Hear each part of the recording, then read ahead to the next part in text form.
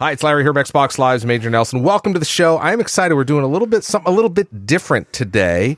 Joining me is Jason Ronald, who is the partner director of program management, project management. We'll just say he's the kind of working with Phil on Xbox.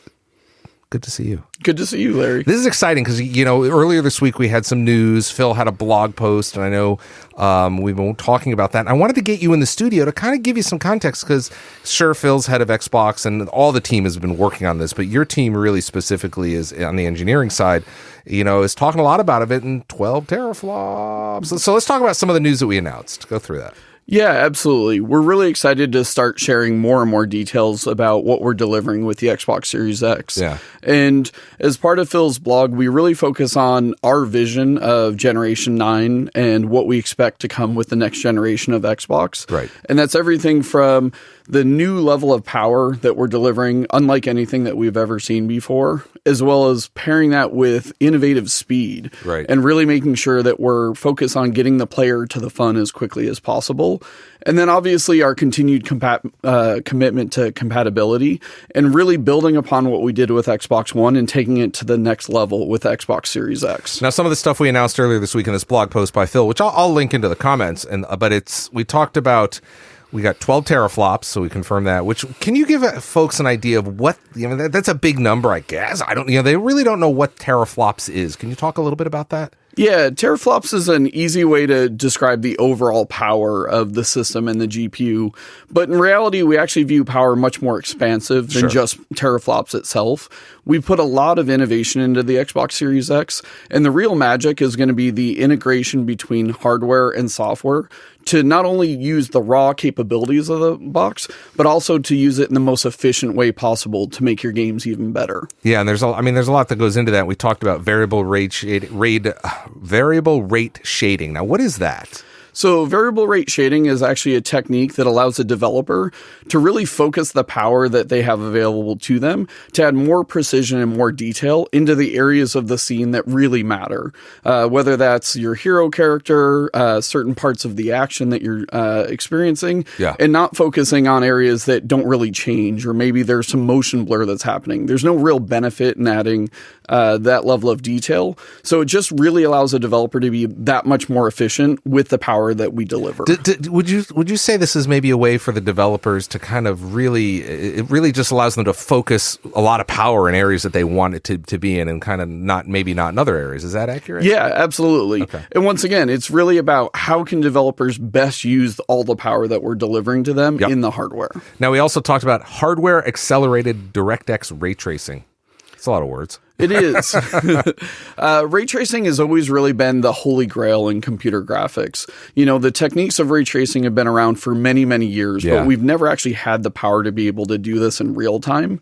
And now with the introduction of hardware accelerated ray tracing with the Xbox Series X, we're actually able to enable a whole new set of scenarios, whether that's more realistic lighting, better reflections. We can even use it for things like spatial audio and have ray trace audio so that you feel much more immersed. Ray tracing audio, that's the first time I've heard that. That's interesting. Absolutely.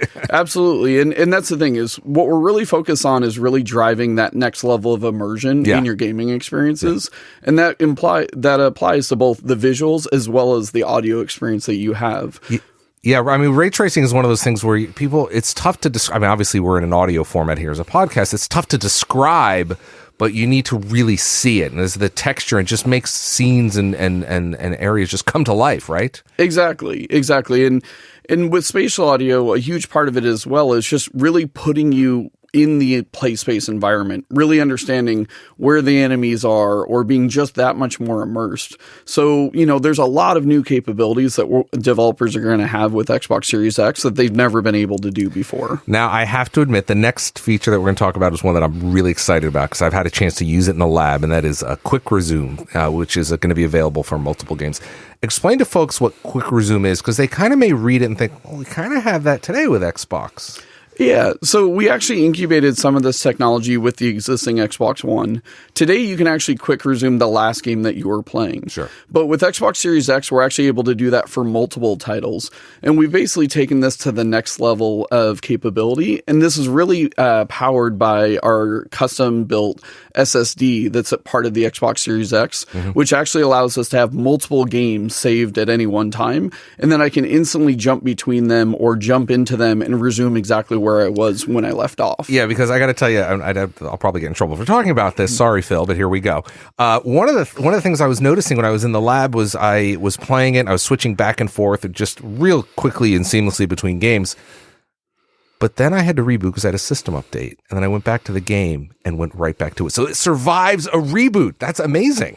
Absolutely. And as somebody like yourself who've been using the Xbox Series X for a number of months, it's almost difficult to even go back to the old way of playing games. Like, it's so transformative. Yeah. And if I just want to have a quick gaming experience, I can instantly jump in, have a great time, and then know that the next time I come back, I'll be right where I was. Yeah, I mean, quick resume, we're all used to our mobile phones and fast tablets and whatnot that just kind of are there, and you're able to go back to exactly where you left off. And that's kind of what this is all about. So instead of having to sit through, I mean, we love our developers. I love our publishers, but all those splash screens at the top, which we love seeing who did the game, but we want to get to play the game. Absolutely. To your point about getting into the game faster, this really is kind of enables that vision as well, doesn't it? Absolutely. And that's the thing, is we're thinking about it holistically across what the experience is in the title and what we can do at the platform level to just really get players into the fun as quickly as possible. Now, one of the other areas that I saw a lot of folks also excited about was smart delivery, which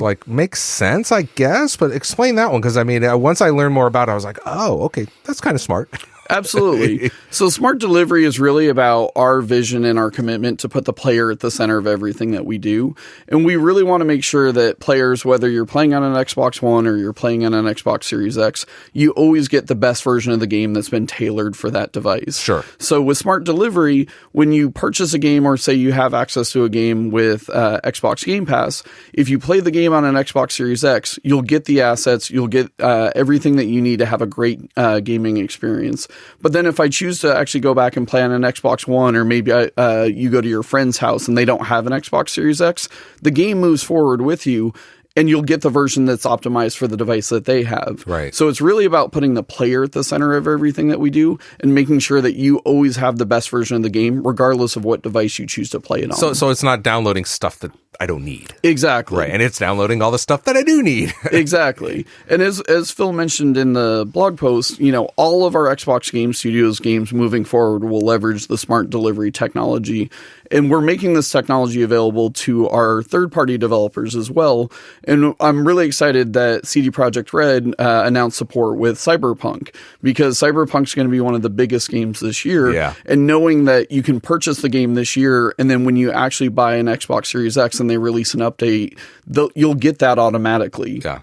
I mean, I saw them tweet that out when we made the announcement. I was like, I didn't even know that was coming. That's great. Absolutely. Now, there's some other stuff in there. There's a lot more, but this is kind of what we talked about earlier this week.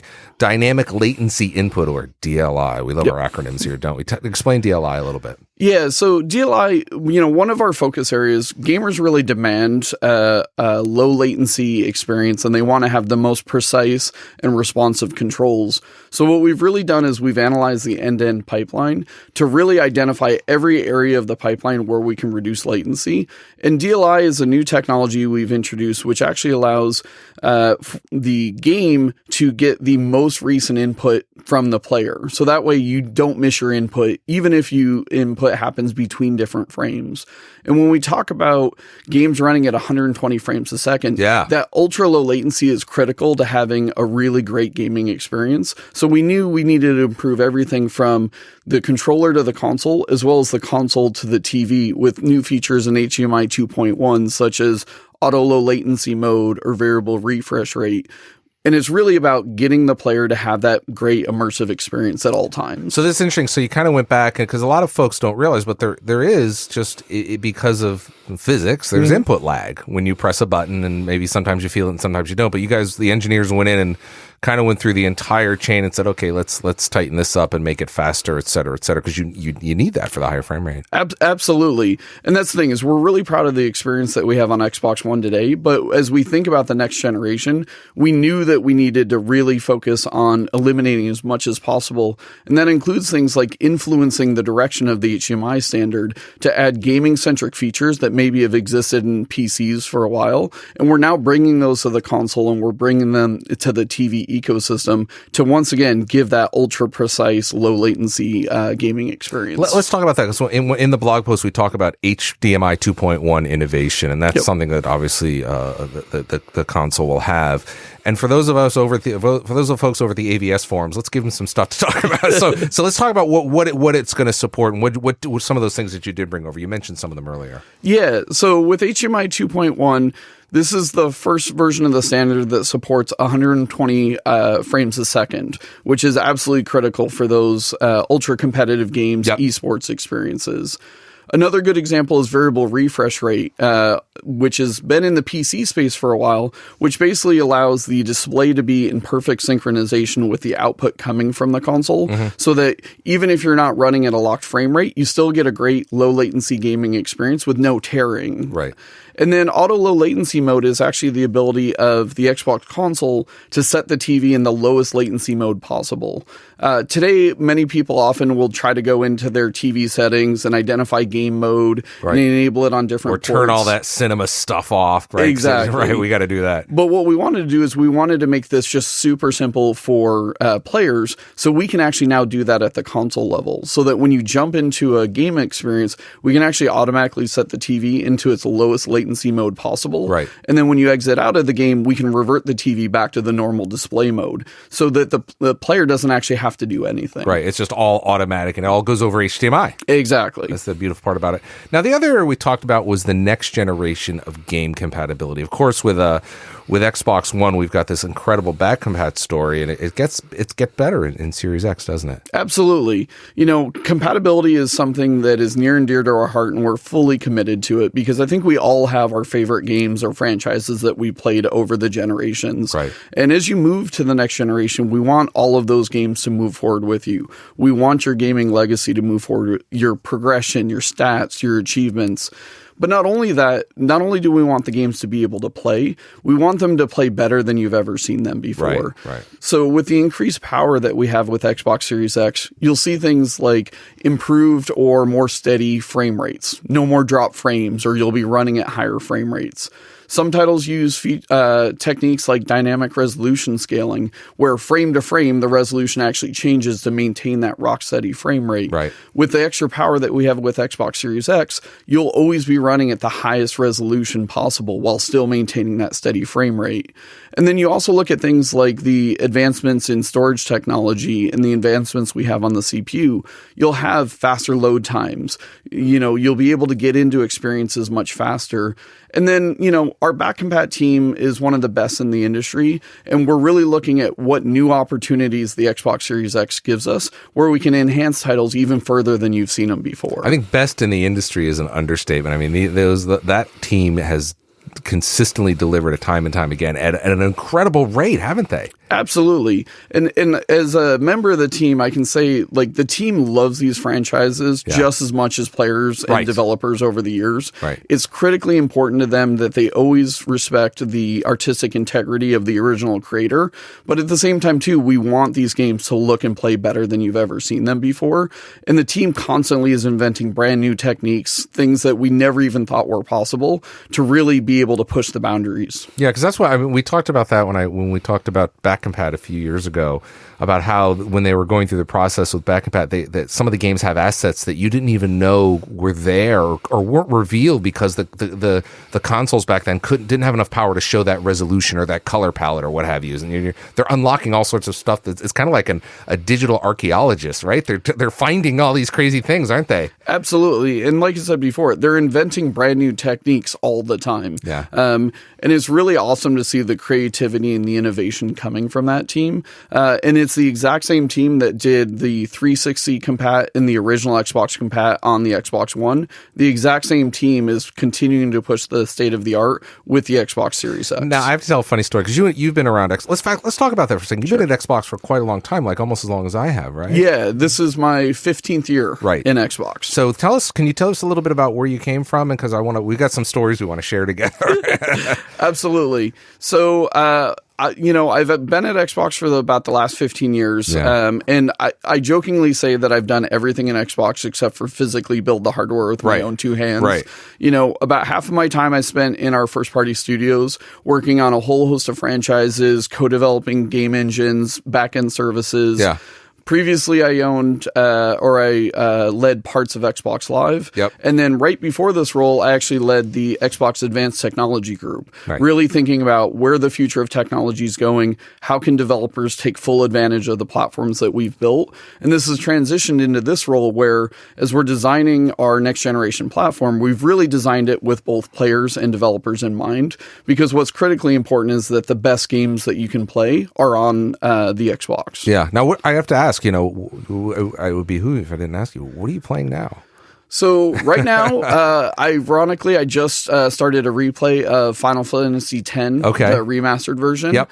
And then a bunch of us are actually competing right now in a game called Demon's Tilt that's available on Game Pass. Oh, really? Absolutely. So a bunch of us within the team are constantly trash talking about our high scores. Right. I was in the lead for a while. Right now I'm in third, so I've got to start grinding a little bit more. Well, you've been busy this week. Exactly. And frankly, don't play too much because you have a console to ship later this Exactly. year. Now, when we talked at the top of the interview, we talked about 12 teraflops and all of that. Can you give us a little bit of scope and scale of how that relates to Xbox One today? Absolutely. So from a raw performance perspective, you can think of 12 teraflops as 2 times the performance of an Xbox One X. Okay. So the world's most powerful console today, Xbox One X. Exactly. This is 2 times more powerful. Exactly. And it's actually more than 8 times more powerful than the original Xbox One. Right. So it's a massive increase in overall performance. But not only that, but with the new RDNA 2 graphics technology that we've leveraged from AMD, it's actually significantly more efficient as well. So it's a much more high performance box, and what you'll actually see in the titles that ship on Xbox Series X will be unlike anything that you've seen before. Yeah, I mean, when we made the announcement earlier this week, I was kind of looking through of all the details. I was looking through some of the gaming forums, and people are like, you can't build a gaming PC like this today at like almost any price, right? Absolutely. And that's the thing is, we have a great partnership with AMD, and we're really leveraging the bleeding edge technology from them to make sure that this console is really designed for the future. And again, that's what consoles are all about, because the developers, certainly PC gamers, we love our PC gamers, but a console, your developers are writing first. They know exactly what the specs of this thing are. The read-write speed, the graphics capabilities, they call what we write to the metal, I believe is what you guys call it, right? Yeah, absolutely. And we've also really focused on how do we make it as easy for developers to basically ship their game on PC, on console, and with Project xCloud. So we're really focused on making it as easy as possible for developers to reach the largest audience of players, and really focus on making the best game possible. Yeah, there's a lot of news going on here. We talked, of course, we revealed the console in December at the Game Awards. You and I were there together. Absolutely. That was exciting, and people got to see it for the first time. And now they're kind of getting some more details. So we're just kind of getting all the great information that we're going out there. We've got a lot more ahead, right? Absolutely. As Phil mentioned, our commitment and our promise is to be transparent with the community and share details between now all the way through launch. And even though we've shared a lot of information, there's a lot more coming, and we're excited to share more over the coming months. Well, I mean, it feels like I've rushed through the interview, which I kind of have, but I didn't want to, but I know this is true. You actually have to leave here because you have a Phil meeting, right? I do. I've got to go to another building and provide more updates to Phil on where we're at with Xbox Series X. That's fantastic. Well, listen, Jason, I appreciate you coming on the show and kind of talking through the announcements that we had this week about the 12 teraflops, the variable rate shading, HardWorks. I mean, I'll put a link and you can read the blog post, and of course, many conversations will ensue. How do people find you? Are you on social media? I am. Okay, at JRonald on Twitter. I'll link off to that. And I'm always always excited to hear from the community. Yeah. Any feedback. I will definitely say all the teams listen to the feedback from the community because we really do this for you. Sure. We want to make sure that we're providing the best platform possible for both players and developers. And it's critically important that we hear from the community. Jason, I appreciate your time. I know you got to get to your Phil meeting. Thanks for coming in. We'll have you on again. We'll have you on again in the future to talk more about Xbox Series X. Thank you, my friend. Perfect. Thank you.